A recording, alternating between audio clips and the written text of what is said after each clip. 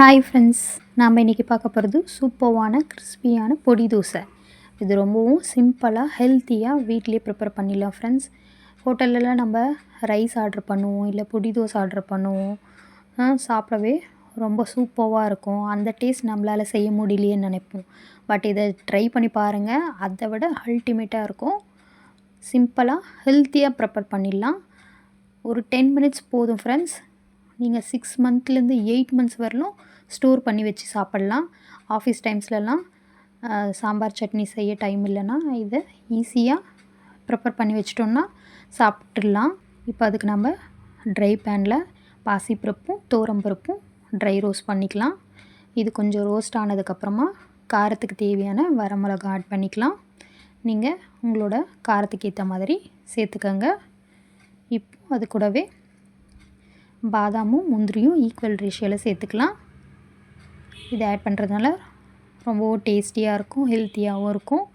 இது கூடவே கல் உப்பு சேர்த்து நல்லா ரோஸ்ட் பண்ணிக்கலாம். இப்போ நல்லா ரோஸ்ட் ஆனதுக்கப்புறமா ஸ்டவ் ஆஃப் பண்ணும்போது கொஞ்சமாக பெருங்காயத்தூள் ஆட் பண்ணிக்கலாம்.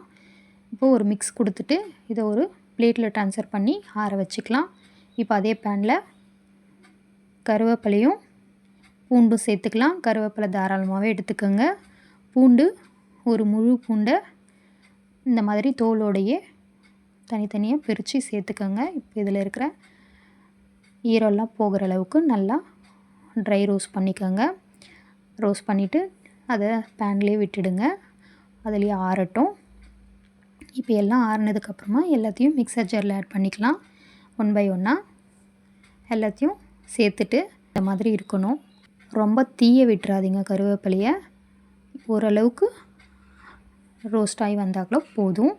அது கூடவே மஞ்சள் தூளும் பொட்டுக்கடலையும் சேர்த்து நல்லா பவுடர் பண்ணிக்கலாம்.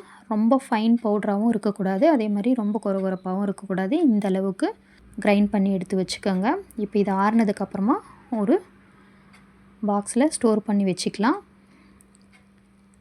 இது ஒரு 8 மந்த்ஸ் வரலுமே நம்ம ஸ்டோர் பண்ணி வைக்க ரொம்பவே நல்லாயிருக்கும்.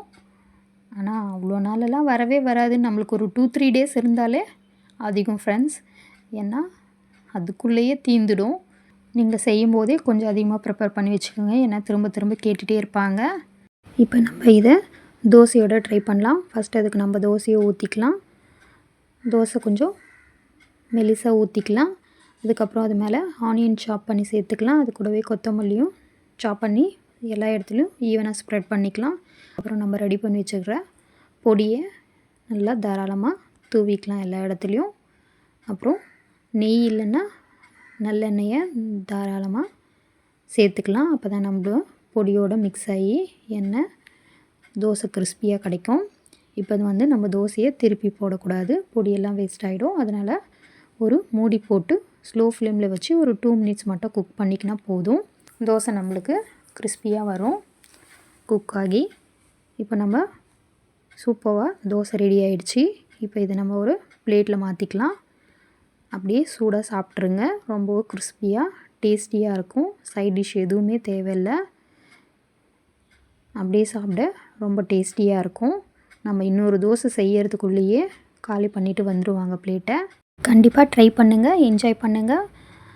எப்படி இருந்துச்சுன்னு ட்ரை பண்ணிவிட்டு எனக்கு கமெண்ட் பண்ணுங்கள். பிடிச்சிருந்தால் லைக் பண்ணுங்கள், மறக்காமல் சப்ஸ்கிரைப் பண்ணிக்கோங்க. நெக்ஸ்ட் ரெசிபியில் பார்க்கலாம். பாய்.